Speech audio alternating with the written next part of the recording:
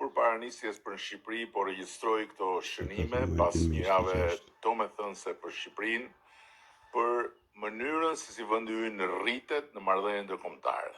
Natyrisht jo në përmas, po në shkallën e respektit dhe të vlerësimit për dinjitetin me të cilin qëndrojmë në komunitetin e shteteve.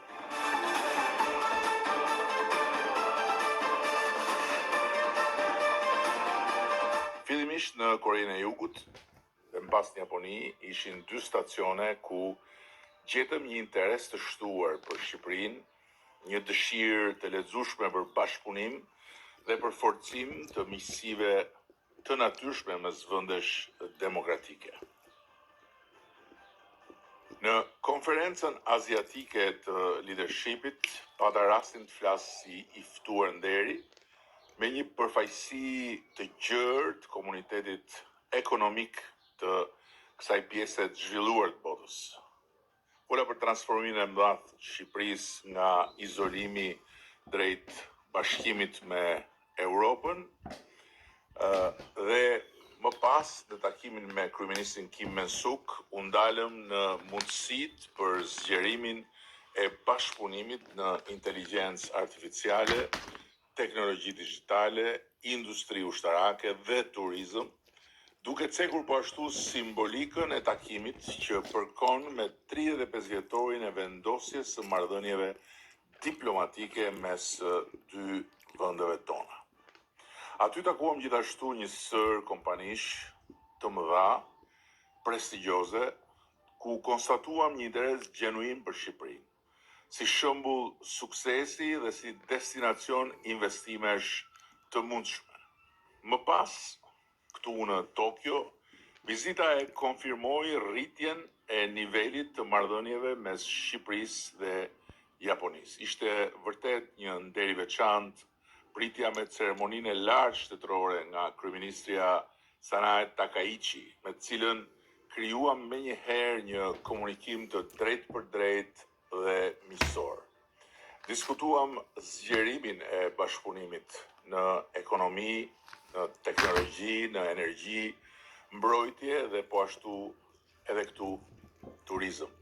Siç më theksua më pas nga kryeministja në statusin e saj, mbështetja e Japonisë për anëtarësimin e Shqipërisë në Bashkimin Evropian nuk ishte thjesht një mesazh formal, po një shprehje e respektit të Japonisë për suksesin tonë në rrugën e transformimit historik të shtetit shqiptar në një shtet vibrant, demokratik dhe në zhvillim të vazhdueshëm e të qëndrueshëm. Ishte kënaqësi dhe nder më vete dhe ftesa për të folur në Universitetin e Kombeve të Bashkuara në Tokyo, ku ndava me student, diplomat dhe akademik historinë e transformimit të Shqipërisë, fazën ku ndodhet sot procesi i negociatave me Bashkimin Evropian, si dhe pikpamjet tona për të ardhmen e Europës së përbashkët.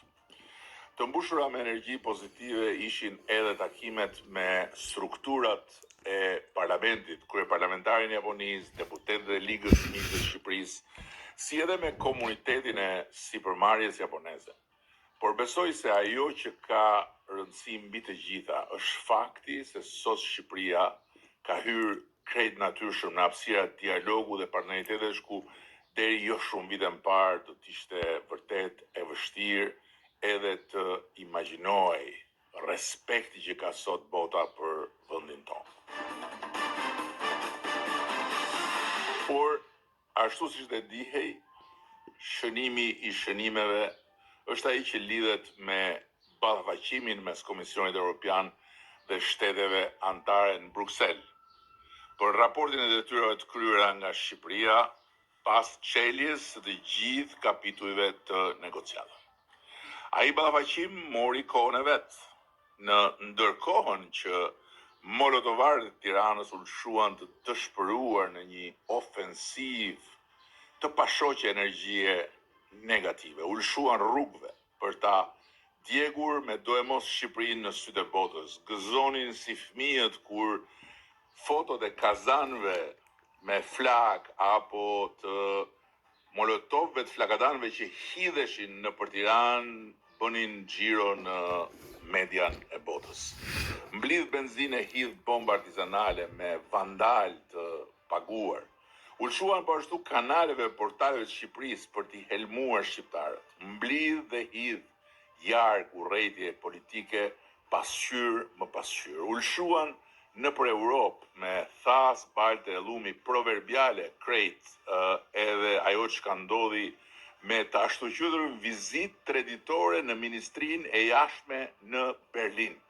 Në fakt, për ta zhgaravitur Shqipërinë në syt e partnerëve tanë kudo ku ishte e mundur, mblidhu e hidhu lart e poshtë për të kërkuar ndëshkim, bllokim, izolim për Shqipërinë, duke lënë kokrën e namit si asnjë opozit tjetër në historinë e integrimeve europiane të vendeve që sot janë pjesë e Bashkimit Evropian apo synojnë të bashkohen me të. Thanë se rruga europiane ishte bllokuar, thanë se Shqipëria ishte më në fund të shkuar, thanë se qeveria jonë ishte krejt e izoluar.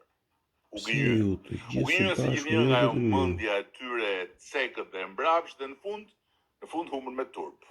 Dhe Shqipëria fitoi përsëri me mund, me dinjitet dhe me krenari kështu më 26 maj në Bruksel, konferenca ndërqeveritare Shqipëri Bashkimi Evropian vullos përmbylljen me sukses të fazës hyrëse dhe hap fazën përfundimtare të negociatave për antarësimin e Shqipërisë në Bashkimin Evropian.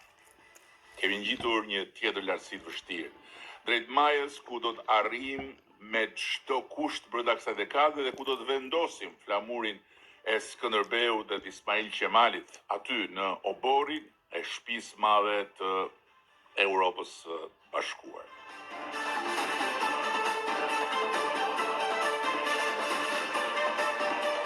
Tjetër mbështetje financiare e Bashkimit Evropian ka ardhur nga Brukseli, ndërsa është vendosur çelja e fazës përmbyllëse të negociatave, është njëkohësisht vijuar dhe me çeljen e një tjetër fondi për Shqipërinë në kuadër të planit të rritjes për Ballkanin Perëndimor.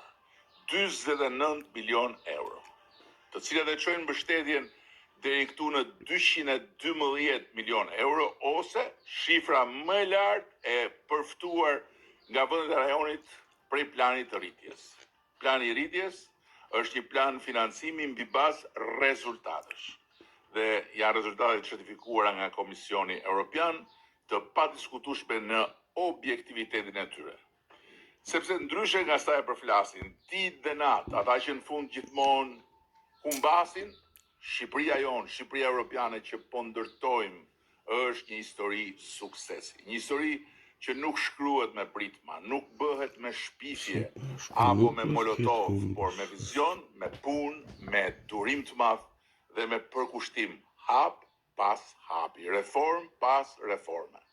E pra, urime të gjithëve dhe mbi të gjitha faleminderit. Faleminderit çdo shqiptari dhe shqiptare që beson, që mbështet dhe që ecën me ne në këtë mision historik. Forca Shqipëria, asgjë nuk e ndal dot Shqipërinë Evropiane.